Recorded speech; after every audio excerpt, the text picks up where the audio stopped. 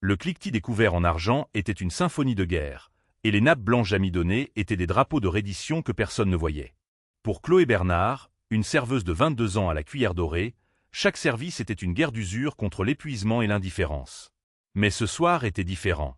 Ce soir, la cruauté était taillée sur mesure, acérée, et visait directement son cœur, décoché par le couple richissime de la table 12. Il voyait une servante, une moins que rien. Ce qu'il n'avait pas remarqué, c'était l'homme discret de la table. C'est un homme qui semblait déplacé, mais qui était sur le point de prouver que le véritable pouvoir ne réside pas dans ce que l'on possède, mais dans la manière dont on choisit de voir les gens que les autres ignorent. Ce n'est pas seulement l'histoire d'une serveuse et d'un milliardaire. C'est l'histoire du moment où une vie, considérée comme sans valeur, a enfin été vue. L'air à la cuillère dorée était lourd, imprégné de l'odeur de l'argent et de l'ail rôti. C'était un samedi soir, le genre de soirée qui promettait des pourboires généreux, mais qui en extrayait un lourd tribut en pieds endoloris et en sourire forcé. Pour Chloé Bernard, le sourire était la partie la plus difficile. C'était un masque qu'elle enfilait dès qu'elle franchissait les portes battantes de la cuisine, un bouclier fragile contre la condescendance désinvolte et les jugements tacites de la clientèle du restaurant. Sa vraie vie était à des kilomètres de l'acajou poli et des verres en cristal. Elle se trouvait dans un modeste 3 pièces où l'odeur de térébenthine de ses toiles se mêlait au bourdonnement du nébuliseur de sa jeune sœur. Lise, sa sœur de 16 ans, luttait contre la mucoviscidose, un combat qui exigeait des médicaments coûteux et des soins constants. Chaque euro que Chloé gagnait, chaque pourboire qu'elle empochait, allait dans l'un de ces deux fonds. Le fonds « Lise reste en bonne santé » et le fonds « Peut-être qu'un jour je finirai mon diplôme aux Beaux-Arts ». Dernièrement, le second fonds prenait la poussière. Ce soir-là, la pression semblait plus lourde que d'habitude. Le restaurant bourdonnait, une symphonie chaotique d'assiettes qui s'entrechoquent, de rires tonitruants et des claquements de doigts incessants et exigeants. Chloé se déplaçait à travers ce tumulte comme un fantôme, ses mouvements économiques et précis. Un verre d'eau rempli par-ci, une assiette débarrassée par-là, un « bon appétit » murmuré qui était rarement reconnu. Elle était une partie fonctionnelle du décor, aussi visible que le papier peint d'amassé. Puis ils sont entrés. Ils n'ont pas simplement pénétré dans la salle, ils ont fait une entrée. Il s'agissait d'Étienne Carmichael, un homme dont le visage était placardé dans les pages économiques pour une récente et impitoyable fusion technologique. Il avait une mâchoire qui semblait taillée dans le granit et des yeux qui balayaient la pièce avec un air d'ennui propriétaire. À son bras se trouvait sa femme, Béatrice, une femme si impeccablement sculptée et parée de quartier qu'elle ressemblait moins à une personne qu'à un monument à la richesse. Son parfum, une senteur florale et piquante, la précédait de 3 bonnes secondes. Derrière eux suivait Pierre-Louis Morin, un homme plus jeune avec le regard avide et anxieux d'un chiot espérant une miette de la table du maître. Le maître d'hôtel, un jeune homme nerveux nommé Kevin, s'inclina presque en les conduisant à la table 12, la meilleure table de la maison, située dans la section de Chloé. Le cœur de Chloé se serra. Elle connaissait ce genre de clients. Ils n'étaient pas seulement des clients, ils étaient des connaisseurs du service, ce qui signifiait qu'ils étaient des critiques du serveur. Chaque interaction serait un test, et la moindre imperfection serait un motif de renvoi, non pas de son travail peut-être, mais de leur considération en tant qu'être humain. « J'espère que le Perrier sera frais, à 4 degrés Celsius précisément, » dit Étienne à Kevin, non pas comme une question, mais comme un décret. « Et je veux le citron coupé en tranches fines comme du papier. Sans la peau blanche. Si je vois de la peau blanche, je le renverrai, » ajouta Béatrice, sa voix un ronronnement grave et mélodieux qui contenait la menace d'une griffe dissimulée. Chloé prit une profonde inspiration, ajusta son tablier et s'approcha de la table, son sourire professionnel fermement en place. « Bonsoir. Je m'appelle Chloé. Puis-je commencer par vous proposer quelque chose de notre carte des vins ce soir ?» Étienne ne la regarda même pas. Il agita une main dédaigneuse. « Il nous faudra un moment. Apportez simplement l'eau comme demandé. » Les yeux de Béatrice, cependant, parcoururent lentement et délibérément Chloé, de ses chaussures noires légèrement éraflées mais cirées, à son simple uniforme noir, jusqu'au médaillon en argent qu'elle portait autour du cou, un cadeau de Lise. La lèvre de Béatrice se retroussa en un rictus à peine perceptible, une micro-expression de dégoût qui hurlait « Tu ne fais pas partie des nôtres ». Alors que Chloé se retirait vers la station de service, ses mains tremblaient légèrement. La soirée s'annonçait longue. Elle jeta un coup d'œil à sa section. La table 9 était occupée par un adorable couple de personnes âgées célébrant leur anniversaire. La table 14 était un groupe d'hommes d'affaires bruyants, mais généralement inoffensifs. Et puis il y avait la table 7, un homme y était assis seul. Il était là depuis 1 heure, sirotant un unique verre de whisky. Il était quelconque à tous égards. Il portait un simple pull gris foncé sur une chemise à col et un jean bien usé. Pas de montre Tapax en grave-l'œil, pas de marque de créateur. Il aurait pu être un professeur d'histoire ou un comptable fatigué. Il ne lisait pas, ne regardait pas son téléphone. Il observait simplement, contemplant la pièce avec un regard calme et pensif. Ses yeux, d'un bleu profond et réfléchi, croisèrent les siens un bref instant. Il n'y avait aucun jugement en eux, aucune exigence, juste une reconnaissance silencieuse. Chloé fit un petit signe de tête presque imperceptible et retourna à ses tâches, l'image de son attitude calme comme un petit îlot dans sa mer d'anxiété montante. Elle avait un mauvais pressentiment à propos de la table 12, le sentiment que cette nuit serait bien plus que le simple service d'un repas.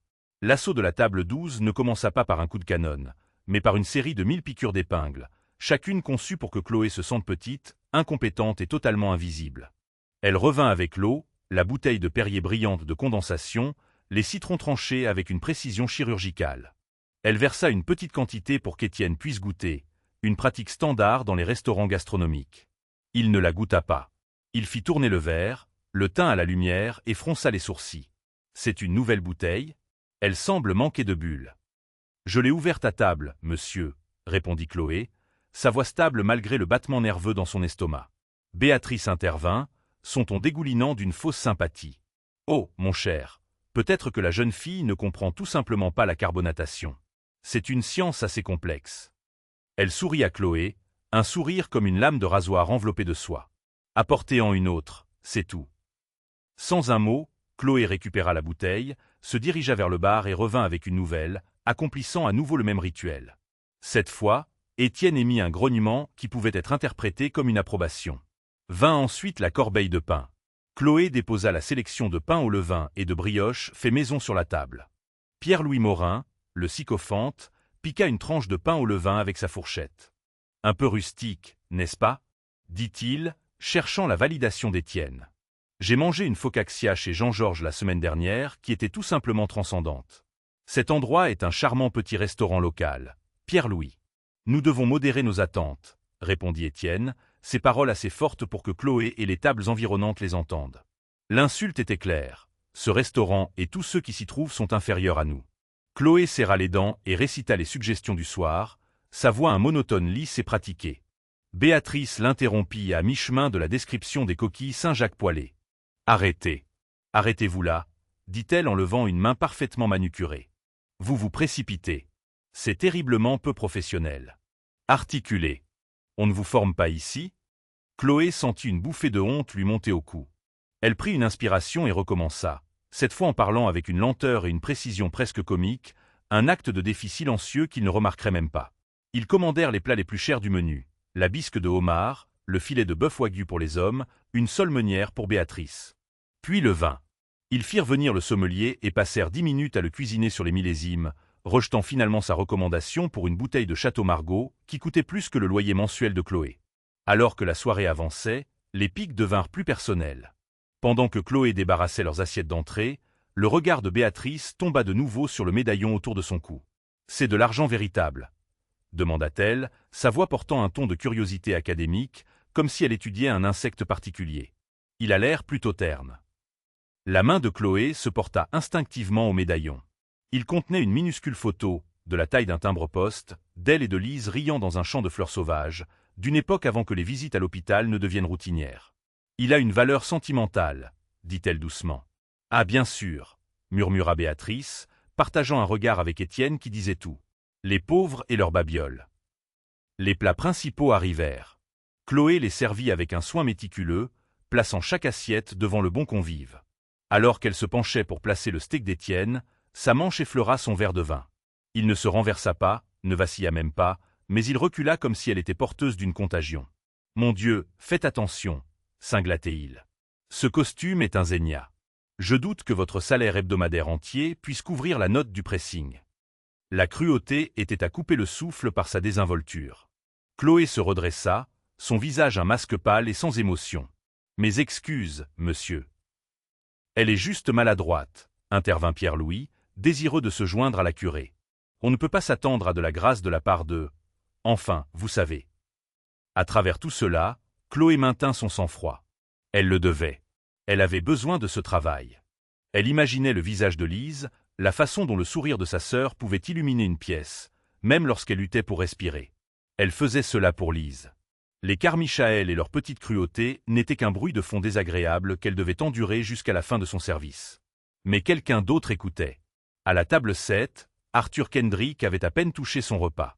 Son verre de whisky était vide, mais il n'en avait pas commandé d'autre.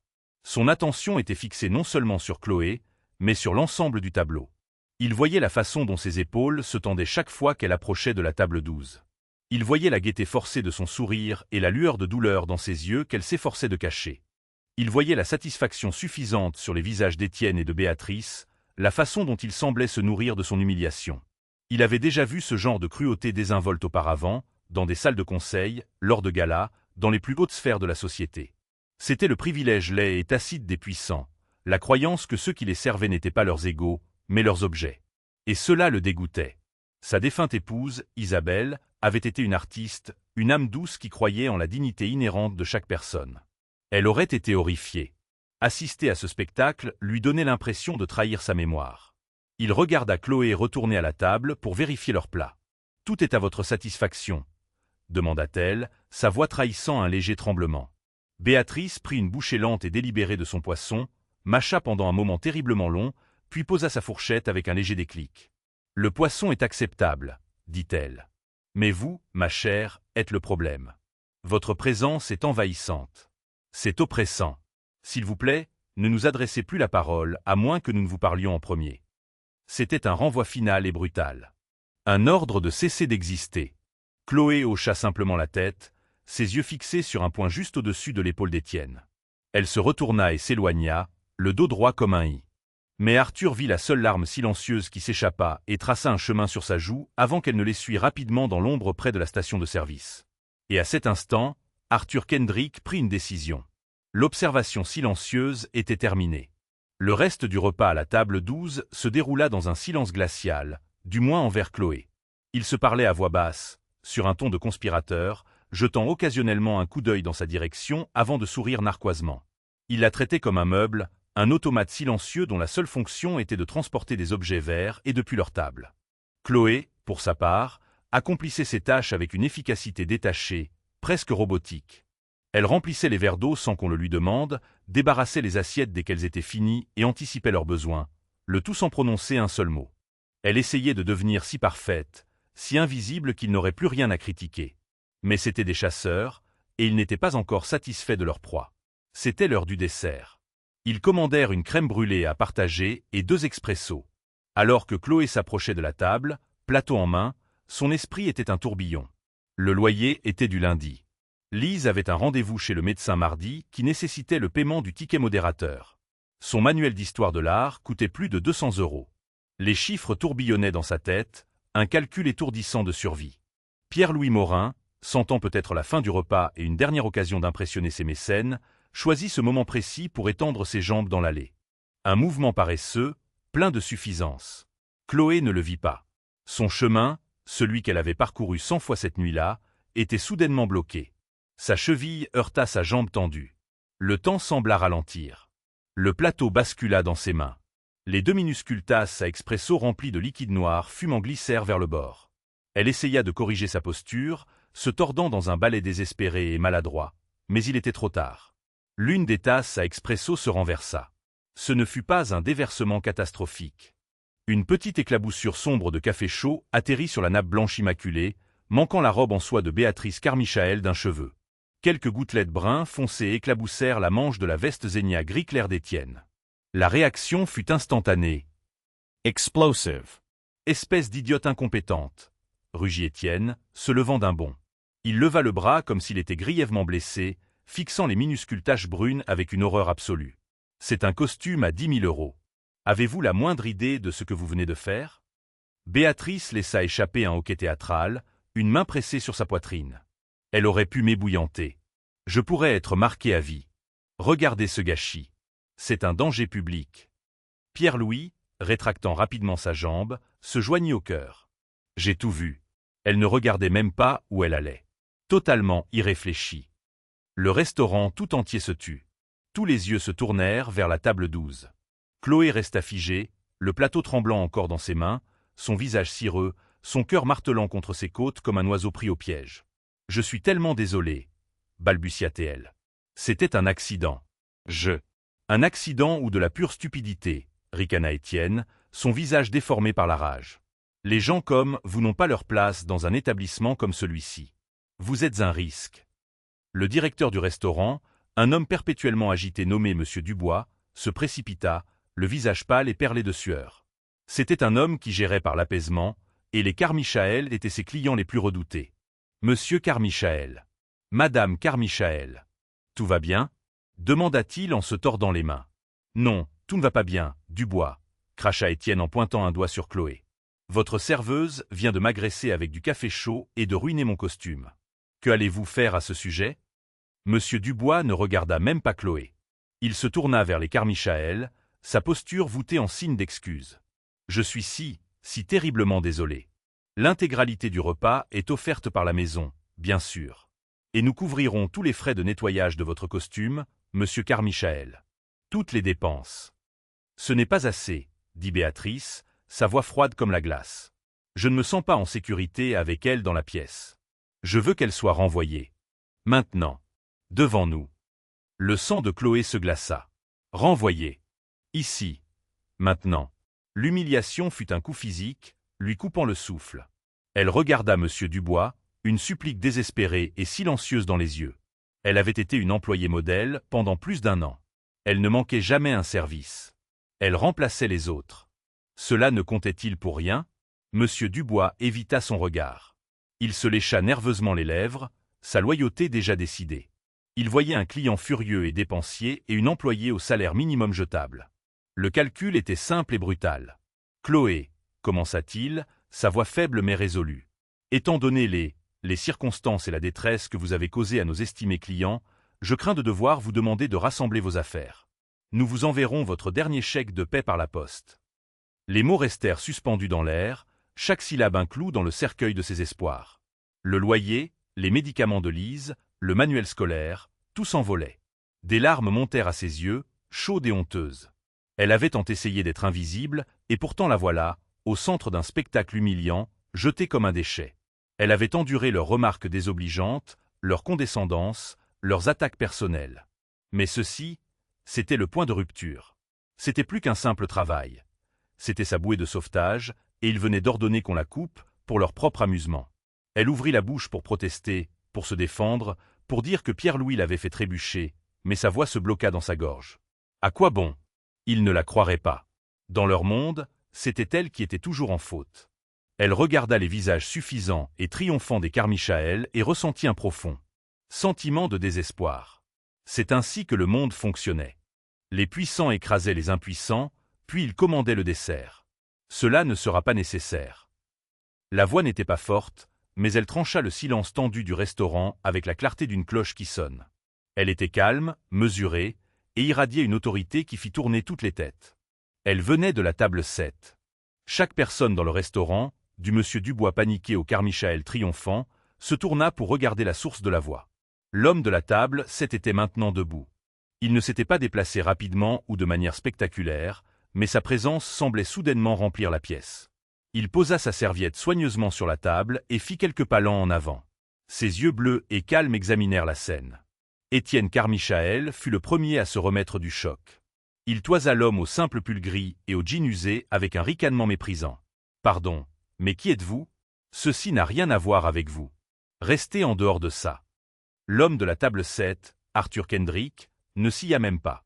Son regard resta fixe, d'abord sur Étienne, puis sur monsieur Dubois, et enfin, avec une lueur de quelque chose de doux et rassurant, sur Chloé. « Au contraire, » dit Arthur, sa voix toujours calme mais portant maintenant un tranchant d'acier froid. « Cela a tout à voir avec moi. Je suis assis ici depuis 2 heures, et j'ai eu une place au premier rang pour assister à cette performance. » Il fit un autre pas en avant, pénétrant dans l'espace autour de la table 12. J'ai vu une jeune femme accomplir son travail avec patience et professionnalisme sous un barrage incessant de condescendance et de grossièreté. Je l'ai vue être insultée, rabaissée et traitée non pas comme une personne, mais comme un accessoire pour vos égos surdimensionnés. Béatrice ricana, un son de pure dérision. Comment osez-vous? Nous sommes les clients. Nous recevions un service médiocre d'une fille maladroite. Médiocre. Le sourcil d'Arthur se haussa légèrement. Je l'ai vu vous apporter une deuxième bouteille d'eau sans vous plaindre lorsque vous avez inventé un problème avec la première. Je vous ai entendu insulter son intelligence, son apparence et le médaillon sentimental qu'elle porte. Et je viens de voir votre ami, monsieur Morin, dit-il, ses yeux se posant sur Pierre-Louis, qui se ratatina visiblement, tendre délibérément sa jambe pour la faire trébucher. Le restaurant était maintenant si silencieux qu'on pouvait entendre le faible bourdonnement du réfrigérateur à 20 derrière le bar. Pierre-Louis Morin devint d'une blancheur cadavérique. Je n'ai pas, je m'étirais simplement. Vraiment? Convint calmement Arthur. Au moment précis où elle approchait avec un plateau chargé. Une petite action passive-agressive et lâche, conçue pour provoquer exactement ce genre de scène. Et vous, dit-il, tournant toute son attention vers Étienne, vous hurlez pour quelques gouttes de café sur un costume que vous avez probablement reçu gratuitement d'une marque que vous représentez. Le niveau de votre suffisance est stupéfiant. Le visage d'Étienne vira au violet de rage. Il était un homme habitué à être la personne la plus puissante dans n'importe quelle pièce.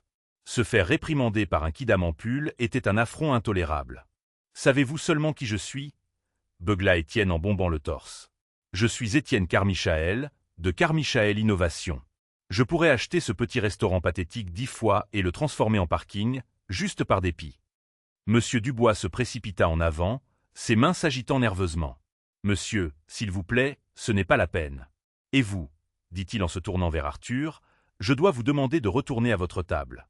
Vous dérangez nos clients. » Arthur Kendrick regarda monsieur Dubois, et pour la première fois, son expression calme se durcit en une profonde déception. « Les déranger, monsieur Dubois? Ces gens dérangent tout votre restaurant. Ils ont harcelé une de vos employées jusqu'aux larmes et exigent maintenant qu'elle soit renvoyée pour un incident qu'ils ont eux-mêmes provoqué. Et vous, en tant que son directeur, la personne censée la protéger, vous l'avez jetée au loup pour apaiser un tyran. Vous n'êtes pas un directeur. Vous êtes un lâche. » Chloé resta figée, observant la scène se dérouler comme dans un rêve. Quelqu'un la défendait. Un parfait inconnu tenait tête à ces monstres, disant tout ce qu'elle hurlait dans sa propre tête. Il avait vu. Il avait vraiment tout vu. Pour la première fois de la soirée, elle sentit une lueur d'autre chose que de la peur et de l'humiliation. C'était une étincelle fragile et inconnue d'espoir. Étienne Carmichael, cependant, avait atteint sa limite. Ça suffit. J'en ai assez. Dubois, cet homme doit être expulsé. Et elle, il pointa un doigt sur Chloé, est renvoyée. Si je revois l'un ou l'autre d'entre eux ici, je ferai de la ruine de cet établissement ma mission personnelle. Est-ce que vous me comprenez? Je vous comprends parfaitement, dit Arthur. Sa voix était de nouveau calme, mais elle avait un nouveau poids, un sentiment de finalité. Mais je crois que c'est vous qui êtes confus quant à la situation. Vous voyez, monsieur Carmichael, vous avez raison sur un point. Cela n'a rien à voir avec moi. Il marqua une pause, laissant le silence s'étirer. Cela a à voir avec ma femme. La mention de sa femme resta suspendue dans l'air, un non-sens total qui laissa tout le monde perplexe. Étienne Carmichael laissa échapper un rire bref et sec. Votre femme? Qu'est-ce que votre femme a à voir avec quoi que ce soit? Est-elle la cuisinière? A-t-elle fait la vaisselle? Se moqua-t-il? Non, répondit Arthur Kendrick, son expression s'adoucissant d'une pointe de chagrin que personne ne pouvait comprendre. Ma femme, Isabelle, est décédée il y a 2 ans. C'était son restaurant préféré.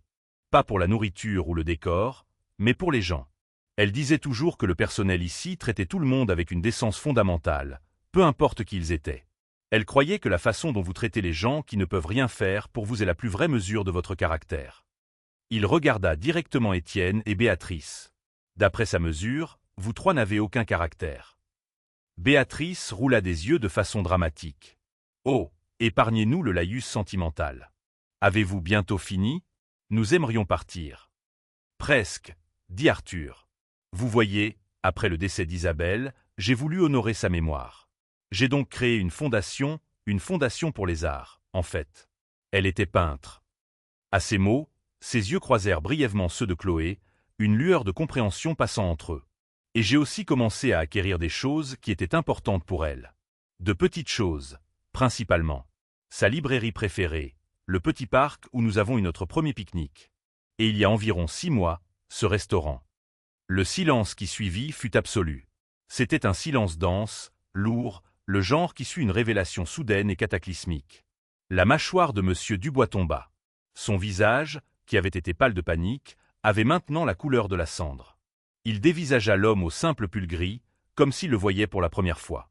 L'expression suffisante d'Étienne se figea, puis se mit lentement à s'effriter comme une statue se fissurant de l'intérieur. « Vous êtes le propriétaire de ce restaurant » balbutia-t-il, les mots s'étranglant dans sa gorge. « Pas seulement celui-ci, » dit Arthur, son ton conversationnel, comme s'il discutait de la météo. « Je suis propriétaire de la société mère, l'ensemble du groupe Gastronome Hospitality.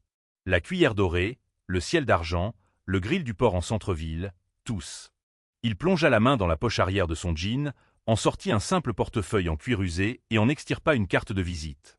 Il ne la tendit pas à Étienne. Il la tendit à Chloé. La carte était lourde, faite d'un papier cartonné épais.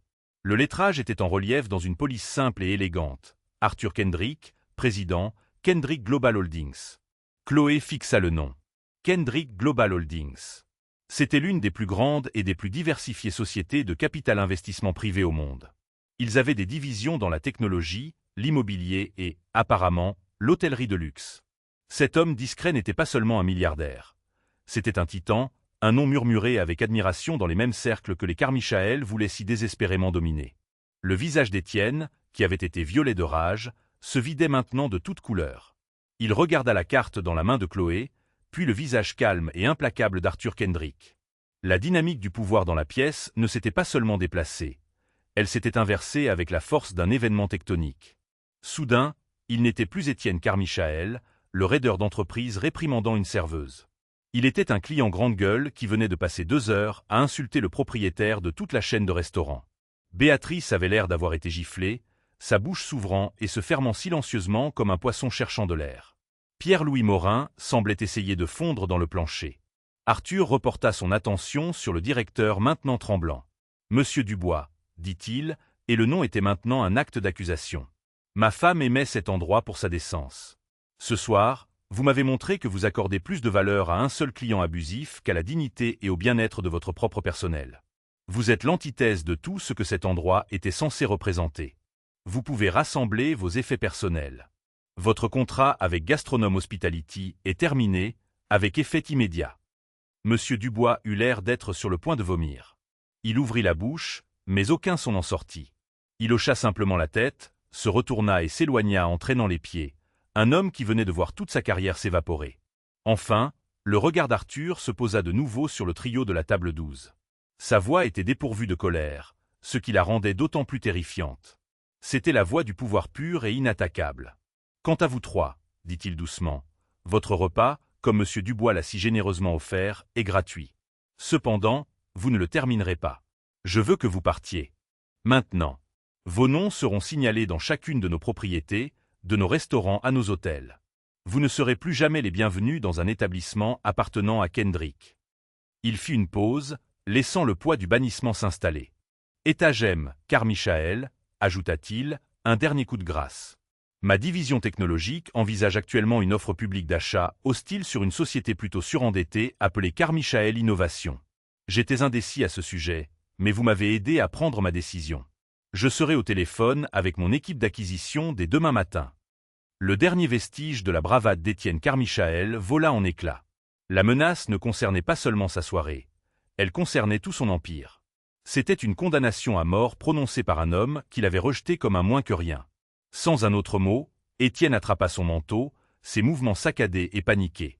Béatrice et Pierre-Louis se dépêchèrent de le suivre, la tête baissée dans une humiliation totale et abjecte. Alors qu'il sortait précipitamment du restaurant, les autres clients, qui avaient observé tout le drame dans un silence stupéfait, éclatèrent en applaudissements spontanés et chaleureux. Ce n'était pas seulement pour Arthur Kendrick. C'était pour Chloé. Les applaudissements déferlèrent sur Chloé par vagues, un son si incongru dans l'élégance feutrée de la cuillère dorée que cela semblait un rêve. C'était un rugissement chaleureux et validant qui s'élevait de chaque coin de la pièce, mais qui la faisait se sentir totalement exposée. Elle resta figée au centre de la salle, dans le cratère métaphorique laissé par le départ explosif des Carmichael. Pendant un instant vertigineux, elle n'était plus une serveuse invisible, mais le point de mire de tous les yeux dans le bâtiment. Sa collègue, Marie, lui fit un pouce levé de l'autre côté de la pièce, les yeux écarquillés d'un mélange de choc et de triomphe par procuration. Kevin, le jeune maître d'hôtel, la regardait comme si elle venait de terrasser un dragon. Ils étaient de son côté, mais leur regard était tout aussi intense que l'avait été le regard méprisant de Béatrice Carmichael. Ce fut Arthur Kendrick qui rompit le charme. Il s'avança vers elle, et l'autorité tranquille qui avait réduit la salle au silence s'adoucit en quelque chose d'autre, une préoccupation douce et ciblée qui semblait plus personnelle et bien plus déconcertante. Le titan milliardaire avait disparu, et à sa place se trouvait juste l'homme discret de la table 7. « Est-ce que ça va » demanda-t-il, sa voix assez basse pour qu'elle seule puisse l'entendre. La simple question menaçait de briser le fragile sang-froid auquel elle s'était accrochée toute la nuit. Tout ce qu'elle put faire fut d'hocher la tête, la gorge serrée par un nœud de larmes non versées, de gratitude et de pur choc absolu. « Merci » réussit-elle finalement à murmurer, les mots lui semblant des cailloux alors qu'elle aurait eu besoin d'une montagne pour exprimer sa gratitude. « Vous n'étiez vraiment pas obligé de faire tout ça. »« Si » dit-il, son expression ferme mais gentille. « Je le devais. » Il regarda autour du restaurant, une lueur de tristesse dans les yeux. Ma femme Isabelle croyait que le vrai caractère d'une personne se révèle dans les petits moments, surtout dans la façon dont elle traite ce qu'elle perçoit comme étant inférieur à elle. Selon sa mesure, vous étiez la personne avec le plus de caractère dans cette pièce ce soir. Je ne pouvais pas laisser cela sans réponse. La mention de sa femme, prononcée avec une telle révérence, rendit le moment sacré. Troublée et submergée, la prise de Chloé sur son carnet de commande devint maladroite. Ses doigts, tremblants encore d'adrénaline, s'en mêlèrent. Le carnet, un stylo et un petit carnet de croquis à couverture rigide qu'elle portait toujours dans la poche de son tablier glissèrent de ses mains et tombèrent bruyamment sur le parquet poli. Le carnet de croquis, un sanctuaire privé de pensées et d'images, s'ouvrit en tombant. Elle se pencha immédiatement, une bouffée de chaleur et d'embarras lui montant au cou.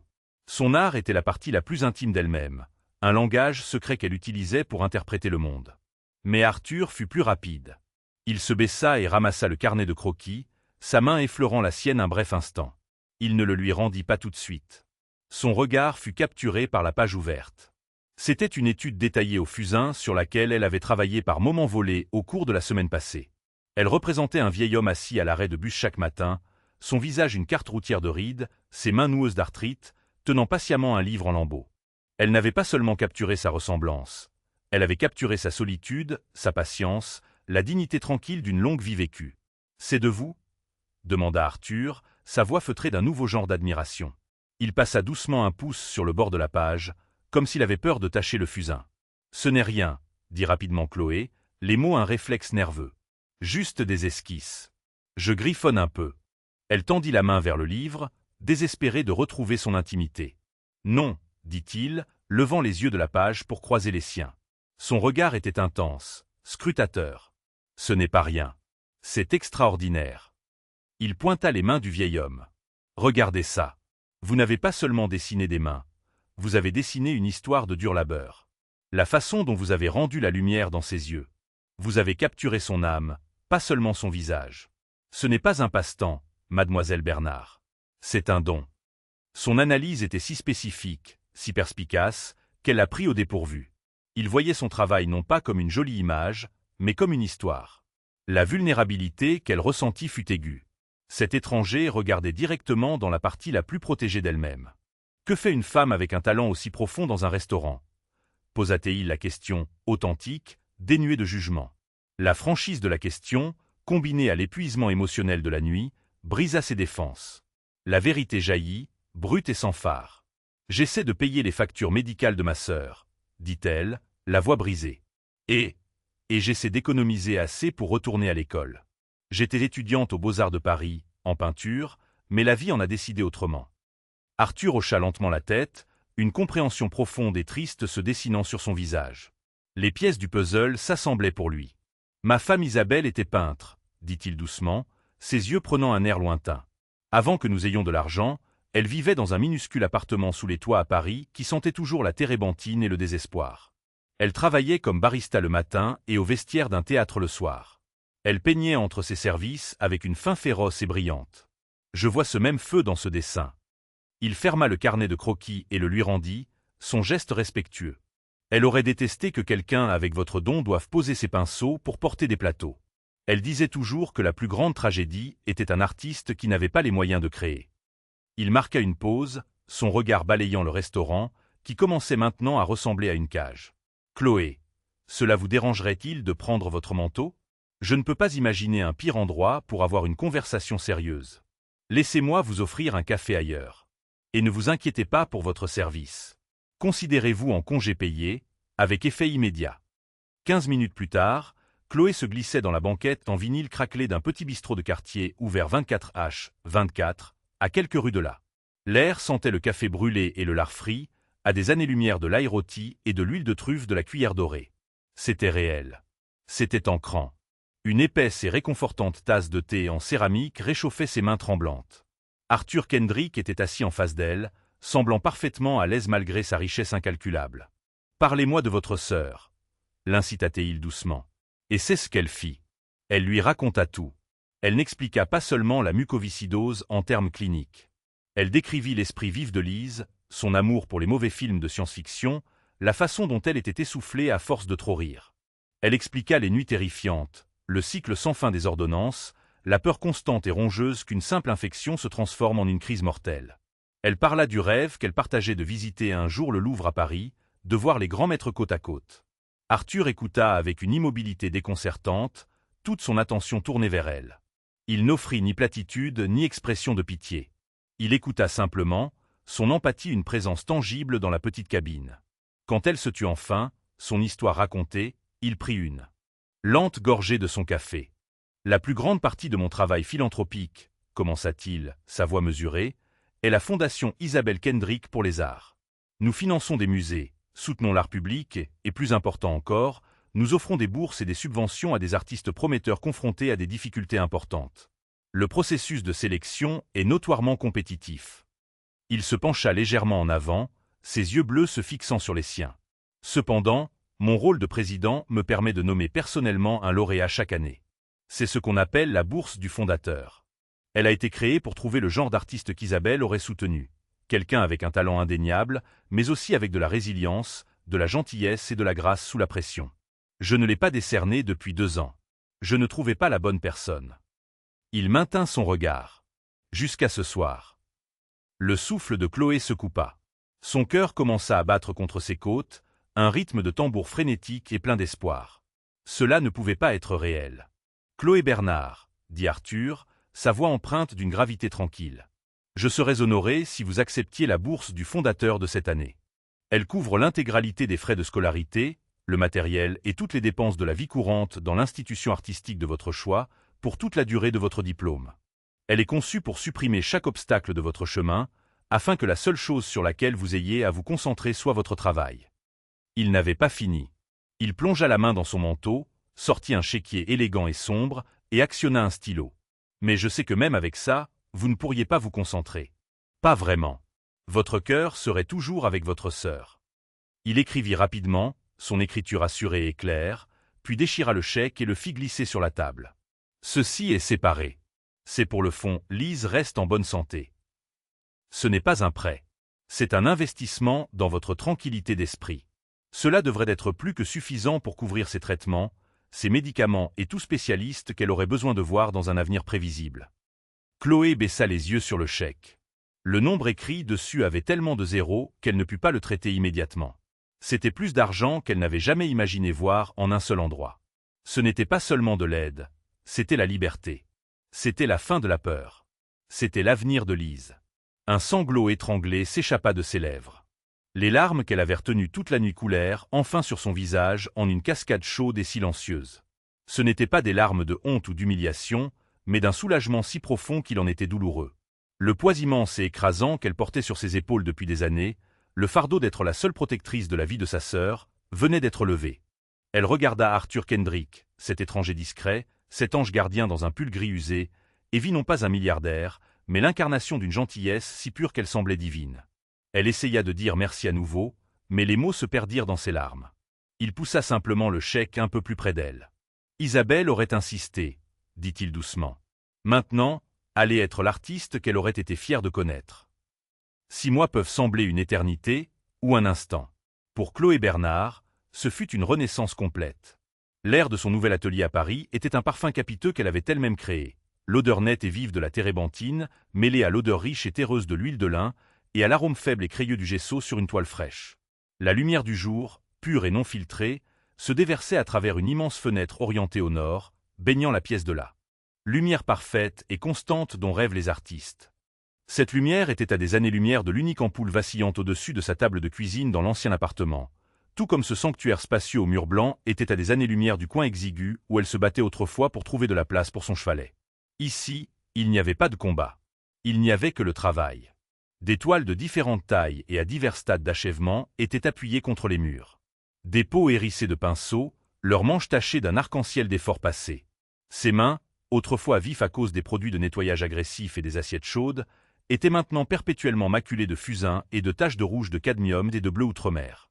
L'anxiété constante et lancinante concernant les factures et les ordonnances, un bruit de fond qui avait défini son existence pendant des années, avait été réduite au silence. À sa place se trouvait une concentration calme et profonde. Elle ne survivait plus, elle créait. Sur une table en bois, à côté d'une palette recouverte de monticules vibrants de peinture, se trouvait un cadre en argent. Il contenait une photo récente d'elle et de Lise, prise lors d'un week-end à la côte normande. Le visage de Lise était plus plein, sa peau rayonnante de santé, son sourire libéré de la lutte pour le souffle. Elle s'était parlé au téléphone la veille au soir, et la voix de Lise, autrefois mince et fragile, bouillonnait d'excitation à l'idée de visiter l'IUT locale. « Ils ont un super programme de design graphique, Chloé », s'était-elle exclamée. « Peut-être qu'on pourra ouvrir un studio ensemble un jour. » C'était un avenir qui, 6 mois plus tôt, était un fantasme impossible. Maintenant, c'était un plan tangible. Chloé se retourna vers la plus grande toile de la pièce, une œuvre qui la consumait. Elle était ambitieuse, un tableau tentaculaire de la salle à manger de la cuillère dorée. Elle l'avait intitulé « L'orchestre invisible ». Ce n'était pas une peinture amère ou colérique. C'était plutôt une peinture d'observation empathique profonde. Elle avait représenté les dîneurs comme des figures fantomatiques et semi-transparentes de lumière et d'ombre, leurs visages flous en expression indistincte de plaisir ou d'ennui. Le véritable point central était le personnel. L'attention vive et concentrée dans les mains d'un chef dressant un plat délicat, l'affaissement las des épaules d'un commis de débarrassage soulevant un bac lourd, le regard fugace et complice échangé entre 2 serveuses dans le chaos. Et au centre, une jeune femme, sa propre ressemblance, son visage un masque de calme professionnel, tandis que ses yeux reflétaient toute la scène chaotique. C'était sa façon de digérer le passé, de donner de la dignité au fantôme qu'elle avait été. Son téléphone vibra sur la table, vibrant contre le bois. C'était un email d'une adresse familière. Arthur Kendrick. Leur correspondance était devenue un rythme calme et régulier dans sa nouvelle vie. Il n'offrait jamais de critique de son travail, mais il posait des questions réfléchies, agissant comme une caisse de résonance et un mentor. L'email était bref, typiquement sobre. Sujet, rétablir l'équilibre. Chloé, j'ai pensé que cela pourrait vous intéresser. Il semble que le monde a sa propre façon de trouver son équilibre. Continuez à peindre. Ah. En dessous du message se trouvait un unique lien. Elle cliqua dessus. Le titre sur la page web du journal Les Échos était brutal et final. Carmichael Innovation démantelée suite à l'OPA hostile de Kendrick Global.